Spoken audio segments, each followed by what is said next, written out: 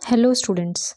BPSC mains को लेकर के हमारी सीरीज़ चल रही है और इसमें आज हम लोग पढ़ने वाले हैं रिवोल्ट ऑफ 1857 और बिहार पे उसका प्रभाव। ठीक है, 1857 का विद्रोह और बिहार। एग्ज़ाम में बीपीएससी के एग्ज़ाम में ये क्वेश्चन बार बार पूछा जाता रहा है। तो ऐसे तो बहुत से लोग जानते हैं 1857 का विद्रोह क्या था, जिसको सिपाही विद्रोह भी कहते हैं, जो बहुत बड़ा विद्रोह था।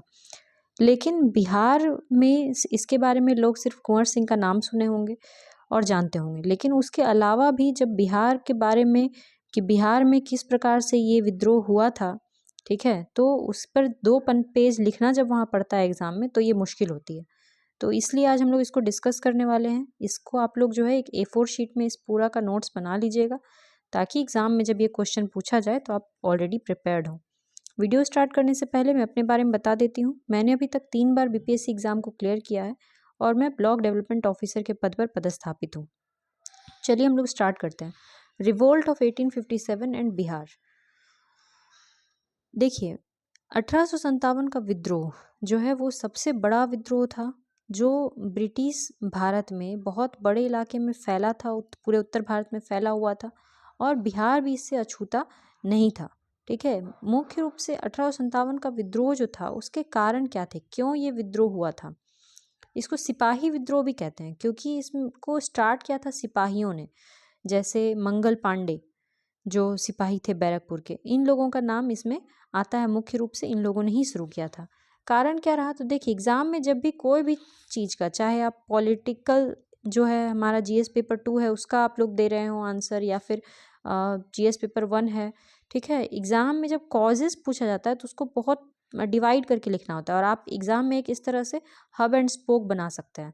एक तरफ लिख देंगे पॉलिटिकल, एक तरफ लिख देंगे सोशल, इकोनॉमिकल, ठीक है, इमीडिएट रीजन, रिलीजियस रीजन, इस तरह से जब आप लिखेंगे, और इसी तरह पॉलिटिकल रीजन इसमें लिख देंगे 4 पॉइंट, सोशल में 4 पॉइंट, इकोनॉमिकल में 4 पॉइंट, और इमीडिएट में 4 पॉइंट, और रिलीजियस में भी 4 पॉइंट, या जितना भी आपको 2-3 पॉइंट आता है। तो इस तरह से जब आप एग्जाम में फ्लो चार्ट बनाएंगे तो आपका मार्क्स जो है वो बढ़ेगा। ठीक है, तो सबसे पहले हम लोग देख लेते हैं कि पॉलिटिकल रीजन क्या था। ठीक है, क्या राजनीतिक कारण थे।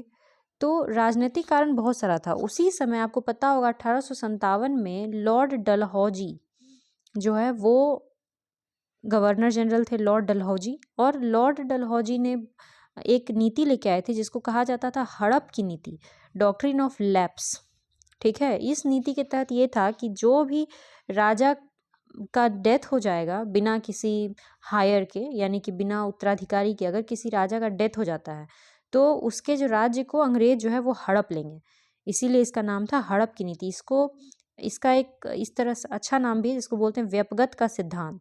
एग्जाम में अगर ये पूछे तो आप लोगों को कंफ्यूज नहीं होना है कि ये व्यपगत का सिद्धांत क्या है। ये हड़प की नीति को ही लिखा जाता था, व्यपगत का सिद्धांत।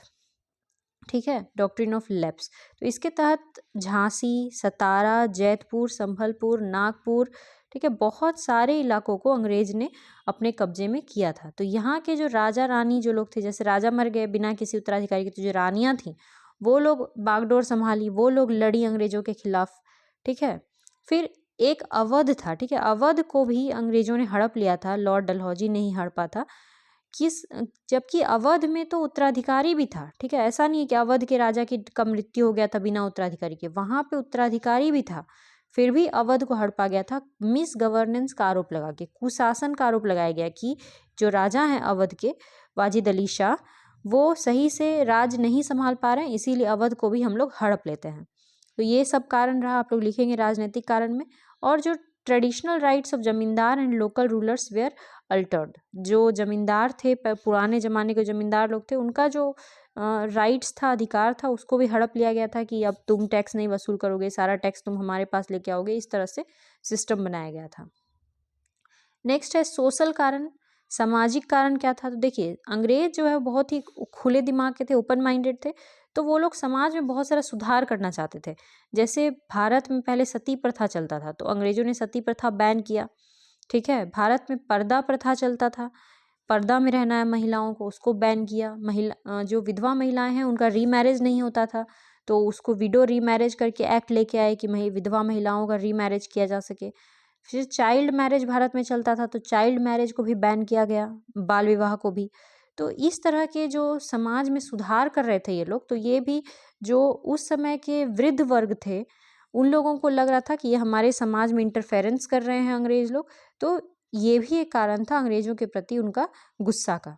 और एक और कारण था कि जहाँ भी अंग्रेज लोग का अपना रेस्टोरेंट, बार, ये सब चलता था, जो भी पब्लिक जगह था, वहाँ पे इंडियंस अलाउड नहीं थे। और वहाँ पे गेट पे इस तरह से स्लोगन्स लिखे रहते थे कि Indians and dogs are not allowed. ठीक है, भारतीय और कुत्ते अलाउ नहीं हैं। तो सोचिए कि इंडियंस का वो लोग तुलना डॉग के साथ कर रहे थे। तो ये सब एक सामाजिक कारण था। नेक्स्ट है रिलीजियस एंड कल्चरल रीज़न, यानी कि धार्मिक और सांस्कृतिक कारण क्या थे। तो धार्मिक कारण क्या कि धर्म में भी इंटरफेयर करते थे। क्रिश्चियन मिशनरीज बहुत ज़्यादा मतलब कि अपने धर्म का प्रचार करते रहती थी। हर जगह लोगों को ज़बरदस्ती धर्मांतरण करवाया जाता था। बहुत सारे जो SC ST वर्ग के लोग थे, जो आदिवासी वर्ग के थे, उनको क्रिश्चियन बनाया जा रहा था उस टाइम पे। ठीक है, और जो भारतीय धर्म है, भारतीय संस्कृति है, उसका वो लोग हमेशा आलोचना करते रहते थे कि भारतीय जो धर्म संस्कृति है ये एकदम बेकार है। इस तरह से वो लोग कहते थे। इस कारण से ये भी एक कारण रहा अंग्रेजों के प्रति रोष होने का।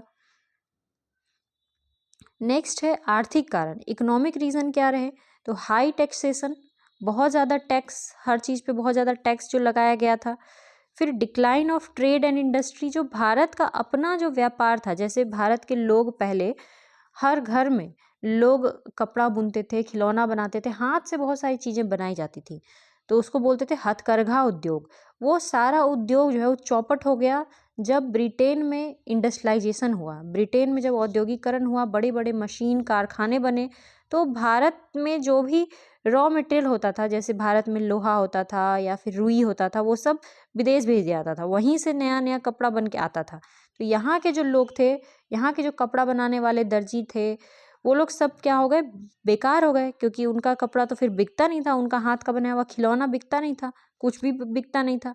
तो यहाँ का जो हथकरघा उद्योग था वो सब एकदम चौपट हो गया। ठीक है, downfall of craftsman and artisans, यानी कि जो भी हस्तकला उद्योग के लोग सब थे, शिल्प कला उद्योग के लोग सब थे, उनका डाउनफॉल हो गया। नेक्स्ट है मिलिट्री में भी कुछ रीज़न रहे। ठीक है, सैन्य कारण, क्योंकि मुख्य रूप से 1857 का जो विद्रोह है उसको सिपॉय म्यूटनी ही कहा जाता है, सिपाही विद्रोह। तो सैन्य रीज़न क्या थे, क्यों सिपाहियों ने विद्रोह किया। देखिए, सिपाही लोग जो है वहाँ पे अंग्रेजी सेना जो थी उसमें क्या था कि 4:1 का रेशियो चलता था, कि 5 आदमी है तो 1 आदमी अंग्रेज होता था और 4 आदमी भारतीय होते थे। ठीक है, ज़्यादा भारतीय ही होते थे, अंग्रेज कम था। लेकिन फिर भी जो भारतीय होते थे उनको अंग्रेज़ों की तुलना में बहुत ज़्यादा, उनको जो है बहुत ज़्यादा दमन किया जाता था, मिसबिहेव किया जाता था भारतीय सैनिकों के साथ में। ठीक है, जो भारतीय सैनिक थे उनको कम सैलरी दिया जाता था, और जो अंग्रेज सैनिक थे उनको अधिक सैलरी, उनको प्रमोशन मिलता था, भारतीय सैनिकों को नहीं मिलता था। तो ये सब एक कारण था। और भारतीय सैनिकों को अब जैसे सिख है तो उसको पगड़ी लगाना उसका अपना धर्म है, तो उसको पगड़ी लगाने से मना करते थे। हिंदू है, उनको तिलक लगाने से मना करते थे। ठीक है, तो इस तरह से ये लोग मना करते थे, धर्म में इंटरफेयर करते थे। तो ये सिपाहियों को जो अच्छा नहीं लगता था। ज़बरदस्ती जो है इनको समुद्र पार भेजा जाता था, जो भारतीय सिपाही थे, जबकि उस टाइम पे समुद्र को पार करना मतलब अपने धर्म का नाश करना, ऐसा लोग समझते थे। लेकिन फिर भी ज़बरदस्ती इनको समुद्र के पार दूसरे देशों में ले जाया जाता था। तो ये सैन्य कारण था। लेकिन देखिए, ये सभी कारण तो बहुत पहले से मौजूद थे, टैक्स तो शुरू से ही लगाया जाता रहा। अंग्रेज़ तो 1757 से ही, आप समझिए कि जब पलासी का युद्ध हुआ था उसी समय से अंग्रेज़ जो है 1757, 1764 बक्सर का युद्ध, उसी समय से मतलब भारत में अंग्रेज़ों ने अपना कब्जा जमा लिया था। मगर 1857 में ही क्यों विद्रोह हुआ, इसी साल क्यों, इसके पहले क्यों नहीं। 1853 से ही मतलब कि लॉर्ड डलहौजी ने हड़प की नीति शुरू कर दी थी। तो देखिए, क्यों नहीं, इस कुछ इमीडिएट रीज़न होता है, जो भी होता है उसका कुछ इमीडिएट कारण होता है, तत्कालिक कारण। तो इसका तत्कालिक कारण क्या था कि पहले सेना में ब्राउन बेस बंदूकों का इस्तेमाल किया जाता था, ब्राउन बेस गन्स। उसके जगह पे नए गन जो है वो इंट्रोड्यूस किए। वो नया गन था Enfield rifle, new Enfield rifle.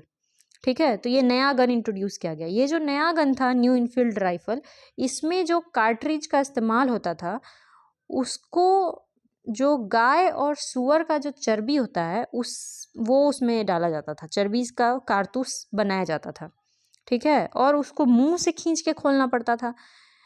ये जो कारण था, क्योंकि सेना में बहुत सारे ब्राह्मण लोग भी थे, बहुत सारे मुसलमान लोग भी थे, जो हिंदू लोग थे उनके लिए गाय का जो ये है वो पूजनीय है गाय, और जो मुसलमान हैं उनके लिए सूअर। लेकिन तो दोनों वर्ग जो हिंदू और मुस्लिम थे उन दोनों ने ही क्या किया, मना कर दिया कि हम लोग जो है ये जो न्यू इनफील्ड राइफल बंदूक है इसको हम लोग हाथ नहीं लगाएंगे और हम लोग इसका इस्तेमाल नहीं करेंगे, ठीक है। ये उस समय का तत्कालिक कारण ये रहा। और इसकी शुरुआत मुख्य रूप से कहाँ के जो सैनिक थे उन्होंने सबसे पहले विद्रोह किया था, तो सबसे पहले विद्रोह हुआ था मार्च 1857 में, मंगल पांडे ने किया था बैरकपुर में, ठीक है, बैरकपुर में। और वहीं पर मंगल पांडे ने एक अंग्रेज अधिकारी को गोली मार दी थी, उसके बाद इनको फांसी पे चढ़ा दिया गया था मंगल पांडे को, ठीक है। लेकिन जब एग्जाम में पूछा जाता है कि ये कहाँ शुरू हुआ था और डेट जब पूछता है तो हम लोग लिखते हैं 10 मई 1857 मेरठ, ठीक है, 10 मई 1857 मेरठ, क्योंकि उसके पहले मंगल पांडे ने जो मार्च में किया था वो छुटपुट माना जाता है। लेकिन मुख्य रूप से विद्रोह की जो शुरुआत हुई वो हुई है 10 मई 1857 को मेरठ से। मेरठ के जो सैनिक थे उन लोगों ने विद्रोह किया, जो अंग्रेज अधिकारी थे उनको मारते हुए वो लोग पहुंच गए कहाँ, दिल्ली पहुंच गए। और वहां पे जाकर के उन्होंने जो मुगल सुल्तान थे उस समय, ठीक है, उनको राजा घोषित किया कि इनके अंडर में हम लोग जो है काम करेंगे। यहाँ तक जाने के बाद अब हम लोग आ जाते हैं कि बिहार में, ठीक है, कि बिहार में कैसे क्या क्या हुआ। मुख्य रूप से पीएससी बिहार में पूछता है कि 1857 के विद्रोह में बिहार में क्या क्या हुआ था, और यही मेन इंपॉर्टेंस है जानने के लिए आप लोग को। तो the first revolt in Bihar occurred on 12 जून 1857। बिहार में पहला विद्रोह 12 जून 1857 को एक गांव था, इसका नाम था रोहिणी, देवघर में, वहां पे स्टार्ट हुआ था, ठीक है। देवघर में रोहिणी विलेज में 12 जून 1857 को स्टार्ट हुआ था, जहां पे 32nd इन्फेंट्री रेजिमेंट भी रहती थी, पैदल सेना इन्फेंट्री रेजिमेंट, ठीक है। रिवॉल्ट को सप्रेस किया गया by major McDonald. Major McDonald जो थे उन्होंने इस विद्रोह को दबा दिया और 3 सैनिकों को फांसी पे भी लटकाया गया था उसके बाद। लेकिन विद्रोह दबा नहीं, इसके बाद पटना में भारी विद्रोह शुरू हुआ, ठीक है। देखिए, कुंवर सिंह से पहले भी विद्रोह शुरू हो चुका था, ऐसा नहीं कुंवर सिंह के आने के बाद ही जो है बिहार में विद्रोह शुरू हुआ है, ठीक है। ऑन 3 जुलाई 1857, 3 जुलाई को पटना में एक पीर अली नाम के व्यक्ति थे जो किताब बेचते थे, उन्होंने विद्रोह चालू किया, ठीक है। तो लेकिन उनको जो है उनको भी फांसी पे लटका दिया गया था बाई कमिश्नर टेलर थे, वहाँ के पटना के कमिश्नर उसमें टेलर थे। ये भी जो है पूछा जाता है, बीपीएससी पूछा है प्रीलिम्स में। तो उन्होंने पीर अली को जो है हैंग करवा दिया था। फिर 25 जुलाई 1857 को बहुत सारे जो सोल्जर्स थे, सैनिक थे, उन लोगों ने अंग्रेज ऑफिसर्स पे मतलब कि अटैक कर दिया, उनको मारा। और ये सभी जो सोल्जर्स थे दानापुर, रामगढ़, यहाँ सब के हर जगह के मतलब जहाँ जहाँ भारतीय सैनिक सब थे उनकी टुकड़ी थी, वहाँ वहाँ उन लोगों ने विद्रोह कर दिया। विद्रोह करके वो लोग कहाँ आ गए, शाहाबाद आ गए, और उन्होंने कुंवर सिंह को ज्वाइन कर लिया, ठीक है, Kunwar Singh with the help of rebel troops. इन सभी जो विद्रोही सैनिक थे इनके मदद से कुंवर सिंह ने आरा शहर को कैप्चर किया। और किसको मारा, कैप्टन डनवर को मारा, कैप्टन डनवर को मार के आरा शहर को कैप्चर कर लिया। इस इंसिडेंट के बाद ब्रिटिशर्स जो है उन्होंने, जैसे उनका एक आदमी मारा गया तो बाकी सैनिक लेकर के वो लोग आए ब्रिटिशर्स लोग, तो कुंवर सिंह को आरा छोड़ के जाना पड़ा, भागना पड़ा। फिर कुंवर सिंह वेस्ट की ओर गए और वहां जाके उन्होंने नाना साहेब से हाथ मिला। आप लोग को नाना साहेब पता होगा, झांसी की रानी जो है उनके वो भाई थे नाना साहब, उनसे हाथ मिलाया और आजमगढ़ फोर्ट जो है उसको उन्होंने कैप्चर किया, ठीक है। Kunwar Singh move from place to place. Kunwar Singh एक जगह से दूसरे जगह बार बार मूव करते रहे और वहाँ के लोकल कॉमन लोगों के साथ मिलकर अंग्रेजों के खिलाफ लड़ते रहे। कुंवर सिंह ऐसे व्यक्ति थे जो कभी भी नहीं हारे थे, ठीक है, किसी भी युद्ध में वो नहीं हार रहे थे।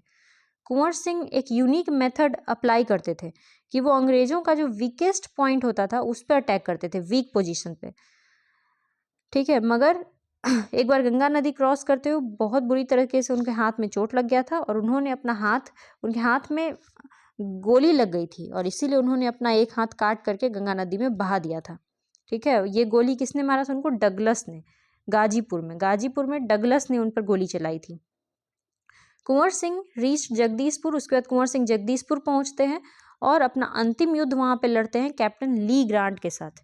ठीक है, देखिए कुंवर सिंह बहुत सारा युद्ध लड़े। शुरू में पहले आरा को कैप्चर किए, फिर आरा के बाद वो आजमनगर फोर्ट गए। जैसे आप इस तरह से एग्जाम में फ्लो चार्ट बनाइएगा कि पहले आरा, फिर आरा के बाद आजमनगर फोर्ट, आजमनगर के बाद वो गए ग्वालियर गए थे, फिर ग्वालियर के बाद आगे गाजीपुर गए थे, फिर वापस लौट करके वो जगदीशपुर आ गए थे। तो इस तरह से जब आप एग्जाम में फ्लो चार्ट बनाएंगे एरो देते हुए, तो ये आपको 1 मार्क्स एक्स्ट्रा बाकी लोगों से दिलवाएगा।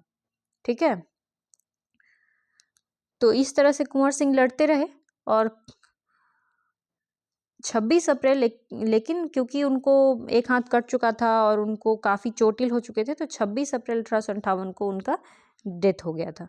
कुंवर Singh was looked upon as a natural leader by most rebels in Bihar. Kunwar Singh को जो है नेचुरल लीडर कहा जाता है।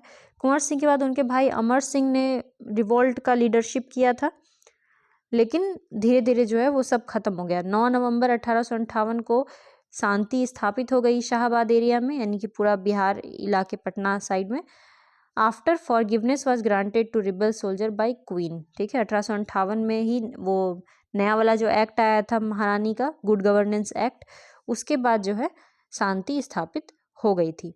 तो जब ये क्वेश्चन आए, देखिए एग्जाम में कोई भी क्वेश्चन जब आता है तो आपको सोचना है कि कहाँ पे आप बेटर मार्क्स ला सकते हैं। बाकी बच्चों से लिखे गए सब बच्चे सेम ही, पर कुछ बच्चे ऐसे होते हैं, ऐसे किन्होंने फ्लो चार्ट बना लिया, किन्होंने मैप बना लिया। ठीक है, ये सब चीज़ें आपको जो है एक्स्ट्रा मार्क्स दिलवाएंगी दूसरे बच्चों से। तो इस तरह से आपको क्या करना है कि इसका आपको एक नोट्स बना लेना है और बाकी भी हम लोग धीरे धीरे सारे टॉपिक को कवर कर लेंगे। अगर आपको एक्स्ट्रा कुछ जानना है तो आप लोग कमेंट सेक्शन में पूछ सकते हैं। Thank you so much.